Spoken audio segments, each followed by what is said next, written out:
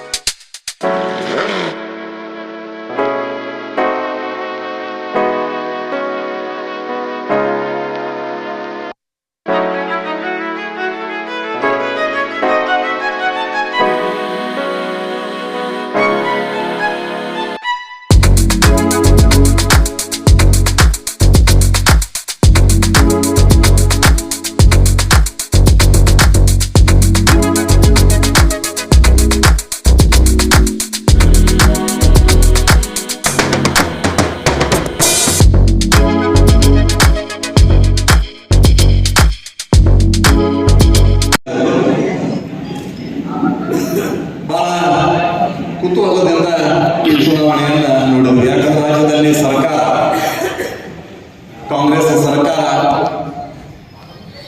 Guarantee ಯೋಜನೆಗಳನ್ನ ಘೋಷಣೆ ಮಾಡಿದ್ರು. ಇದರೆಲ್ಲರ ಮಧ್ಯದಲ್ಲಿ ಕೂಡ ಸವಾಲುಗಳನ್ನು ಹೊತ್ತು ನಾವು ಚುನಾವಣೆಗೆ ಹೋಗಬೇಕಾಗಿತ್ತು. ಅವರನ್ನೆಲ್ಲರಿಗೂ ಒಂದು ಭರವಸೆ ಇತ್ತು.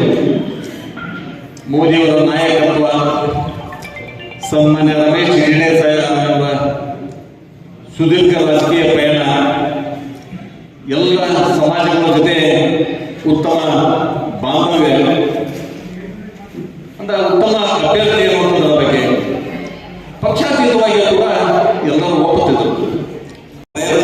ಜನರ ಆಶೀರ್ವಾದದೊಂದಿಗೆ ಮತ್ತೊಮ್ಮೆ ಅವರು ಲೋಕಸಭಾ ಸದಸ್ಯರಾಗಿ ಆಯ್ಕೆಯಾಗಿದ್ದಕ್ಕೆ ಅವರಿಗೆ ಸಮಸ್ತ ಭಾರತೀಯ ಜನತಾ ಪಕ್ಷ ಬಿಜಾಪುರ ಜಿಲ್ಲಾ ಘಟಕದಿಂದ ಹೃದಯಪೂರ್ವಕವಾಗಿರುವಂತಹ ಜೊತೆಗೆ ಮುಂದಿನ ದಿನಮಾನದಲ್ಲಿ ಇನ್ನೂ ರಾಷ್ಟ್ರಕ್ಕೆ ಅವರ ಸೇವೆ ಬಹಳ ಅವಶ್ಯ, ನಮ್ಮ ರಾಜ್ಯಕ್ಕೆ ಅವರ ಮಾರ್ಗದರ್ಶನ ಅವಶ್ಯ. ಮುಂದಿನ ದಿನಮಾನದಲ್ಲಿ ಇನ್ನೂ ಉತ್ತಮ ಸ್ಥಾನಮಾನಗಳು ಅವರಿಗೆ ಒಲಿಲಿ ಅಂತ ಹೇಳಿ ನಾನು ಈ ಸಂದರ್ಭದಲ್ಲಿ ಶುಭ ಹಾರೈಸ್ತೇನೆ.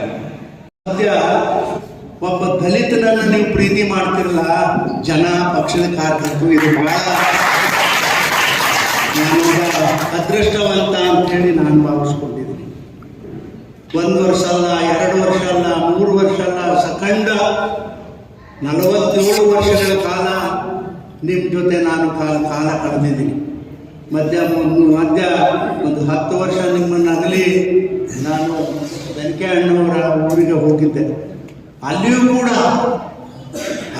ಕೂಡ 3 ಸಲ ಚುನಾವಣೆಯಲ್ಲಿ ನಾನು ಪಾರ್ಲಿಮೆಂಟ್ ಚುನಾವಣೆಯಲ್ಲಿ ನಿಂತರೂ ಕೂಡ 3 ಬೇರೆ ಬೇರೆ ಪಕ್ಷದಿಂದ ಜನ ನನಗೆ ಅಪ್ಕೊಳ್ತಕ್ಕಂಥ ಪ್ರಯಾಸ ಮಾಡೋದು.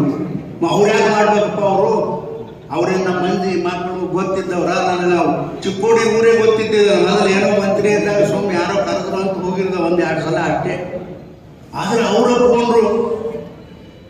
ಇವತ್ತು ಭಾರತೀಯ ಜನತಾ ಪಕ್ಷದಿಂದ 5 ಸಲ ಚುನಾವಣೆ, ಬೇರೆ ಬೇರೆ ಪಕ್ಷಗಳಿಂದ 2 ಸಲ ಚುನಾವಣೆ. ಪಟ್ಟು ಜೀವನದಲ್ಲಿ 7 ಲೋಕಸಭಾ ಚುನಾವಣೆಯಲ್ಲಿ ನನ್ನನ್ನು ಈ ಭಾಗದ ಜನ ನನಗೆ ಆಶೀರ್ವಾದ ಮಾಡ.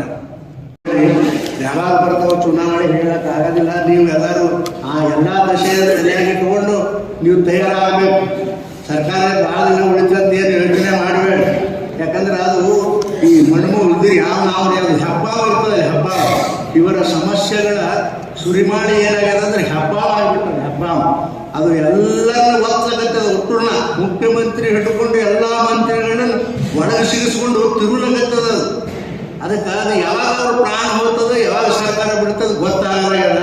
ಅದಕ್ಕೆ ದಯವಿಟ್ಟು ನೀವೆಲ್ಲರೂ ಸ್ವಲ್ಪ ಎಚ್ಚರದಿಂದ ಇದ್ದು ಕೆಲಸವನ್ನು, ಪಕ್ಷದ ಕೆಲಸವನ್ನು ನೀವು ನಿಯತ್ತಾಗಿ ನೀವು ಎಲ್ಲರೂ ಕೂಡಿ ಮಾಡ್ತೀರಿ ಅಂತಕ್ಕಂಥ ಮಾತನ್ನು ಹೇಳ್ತೀರಿ. ಬೇಕಾದಂಥ ಕೆಲಸ ಇರಲಿ. ನೀವು ನನಗೆ ಯಾವಾಗಾದರೂ ಪಕ್ಷದ ಕಾರ್ಯಕರ್ತರು ಬಂದಾಗ ನಾನು ಎಂದೂ ಕೂಡ ಎಡಗೈಲಿ ನೀನು ಬೇಡ ಅಂತ ಅಂದಿಲ್ಲ. ನನಗೆ ಎಷ್ಟು ಸಾಧ್ಯದರೋ ಎಲ್ಲರ ಕೆಲಸ, ಪಕ್ಷದ ಕಾರ್ಯಕರ್ತರ ಕೆಲಸವನ್ನು ನಾನು ಮಾಡಿಕೊಳ್ಳಿಕ್ಕೆ ಪ್ರಯಾಸ ಮಾಡಿದ್ದೆ.